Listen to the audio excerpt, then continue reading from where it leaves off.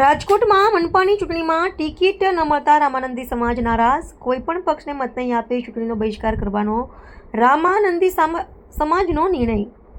રામાનંદી સમાજના આગેવાનોએ જ્ઞાતિની અવગણનાનો કર્યો આક્ષેપ. રામાનંદી સમાજના 15,000 ઘર અને 60,000 મતદારો હોવાનો દાવો. ભાજપ અને કોંગ્રેસ નહીં આપતા રામાનંદી સમાજના આગેવાનોમાં રોષ. રામાનંદી સમાજે ચૂંટણીને રાજકીય નેતાઓનો બહિષ્કાર કરવાનો કર્યો નિર્ણય. રિપોર્ટર ભરત ભરડવા સાથે રોહિત ભોજાણી, રાજકોટ. રવિરાજભાઈ રામાવત. રવિરાજભાઈ, શું તમારા સમાજે નિર્ણય કર્યો છે?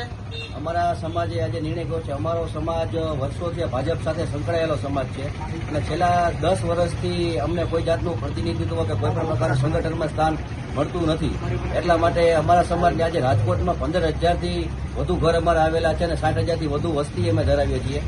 તો અમારા સમાજને ક્યાંક ને ક્યાંક પ્રતિનિધિત્વ મળે, ક્યાંક ને ક્યાંક સંગઠનમાં સ્થાન મળે, એ જ અમારી મુખ્ય માંગ છે.